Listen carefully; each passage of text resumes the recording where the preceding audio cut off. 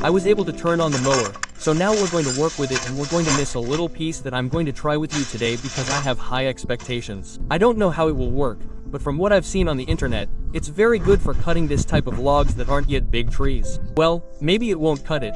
This one is very big, but these ones that have a thinner diameter are special for that. They're special for that. So, let's try it. I bought this on Amazon. Maybe I'll leave the link down there in the description in case anyone is interested, if I remember. And it's an alternative to the chainsaw in those little sticks. I've even seen videos where it cuts even thicker sticks, more like logs. That's the tool. It's a disc, but it has chainsaw teeth. So, there's another version very similar to this one that has the same function. They call it Vidia or Widia, which is the same thing. The thing is that it doesn't get sharpened, it lasts much longer. I mean, it lasts longer in terms of the edge, because you don't have to change it until the edge gets damaged. This one, on the other hand, you have to keep sharpening it, but let's say that from what I've seen, it lasts longer. I mean, it has a longer useful life because you can sharpen it. If you notice, here it has the little blades just like the chainsaw. Well, let's see if it works. Well, the blade is ready. There it is mounted. I discovered that this screw has 10 teeth. So, was there supposed to be a part there that was for this model of screw, but it didn't work for me either because of the diameter? So I put the same one that comes with the brush cutter, and the only thing I put on it, let's say, of what the blade came with is this final part here, this protector, just in case it works better than the other one for this type of blade, but I think it would be practically the same. I'm going to try it like this and see how it goes. Well, let's try it. Let's try this tool and see how it goes. I cut some very thin logs here. Look, these are quite thin and it cut them as if they were practically grass. It takes a little longer than grass, obviously, but it cut them well. Now, we also have to keep in mind that it comes from the factory, it's supposed to be freshly sharpened. Now we're going to try it with this log, with a slightly thicker log and see how it goes. Okay, that little 500 came in handy, it would cut them really quickly, but I think this one. Sure, we have to keep in mind where it's going to fall, man.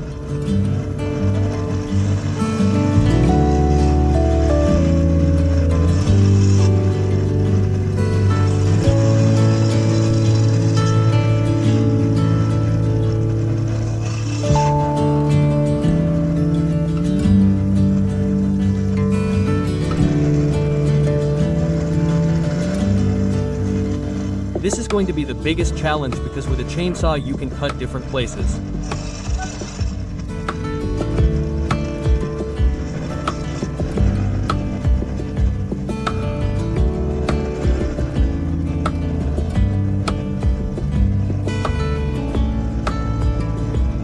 Let's see how it cuts.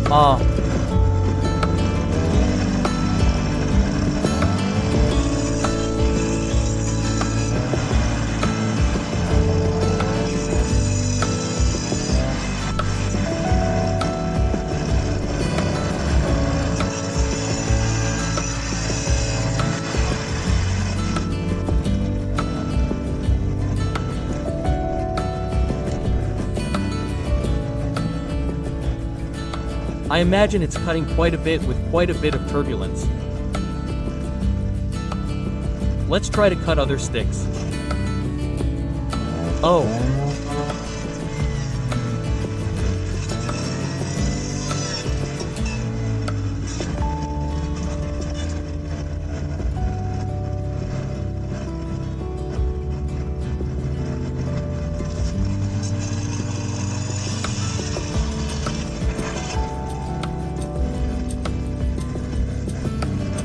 Oh.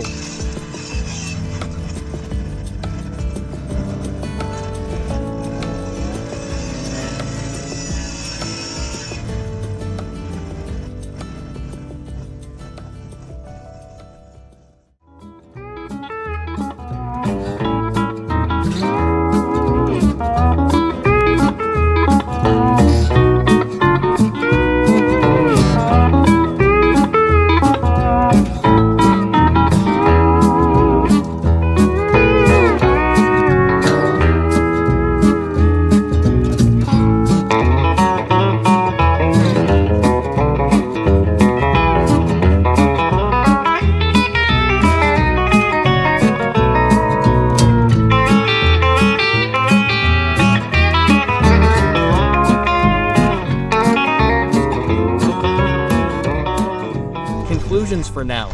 Sure, we have to keep testing it. It exceeded my expectations at first. Look at this is the diameter of the logs it's cutting.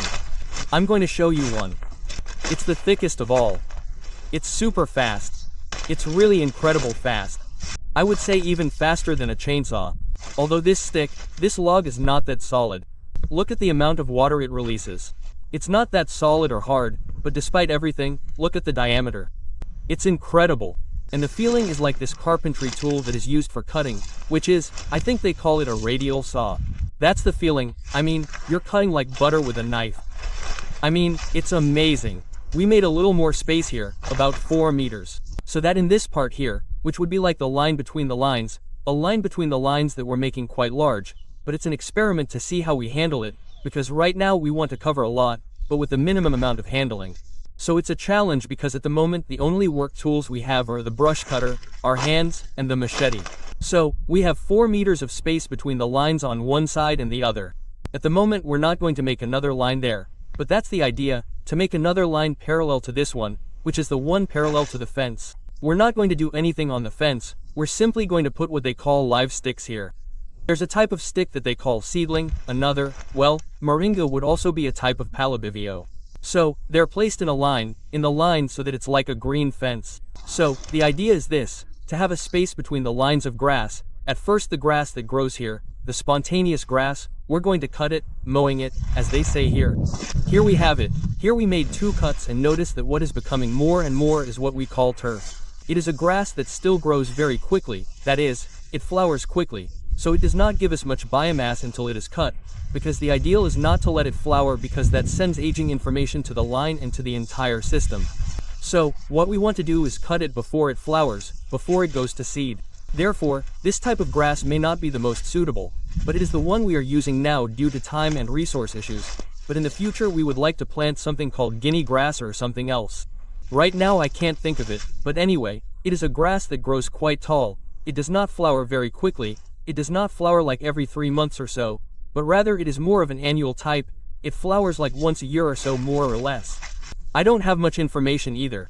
There are some places that call it Mombasa Kapin. There are many varieties here, there are several. Some are more spontaneous than others are more hybrid. We want to experiment, obviously, and we have to try what we have here. We can't be guided by recipes, but by principles, so we're going to keep trying and we'll tell you about the experiences we have with each thing we try. As we told you the other day, there we have Mirko or elephant capon, which is working very well. It sprouts super fast and is a valid option for some type of system where the rows are perhaps closer together. But, in these systems where the row spacing is left a little slower and you have to cover a fairly large row spacing, it's more difficult because capon, Mirko, elephant capon is sown in a prominent way. In other words, you have to cut off small pieces of what is the trunk and sow them. So, it's not as easy as you just taking a handful of seeds and watering them randomly, as they say. So that's the idea. I wanted to see how the mammon is doing. The Nona is doing nicely. Well, it's been a month since we came, so I don't think there's much difference. But it's going well, the idea is working because, at least the line, although there's still a lot of grass, because we haven't been able to cut it properly or thin it out yet, because some of it needs to be thinned out.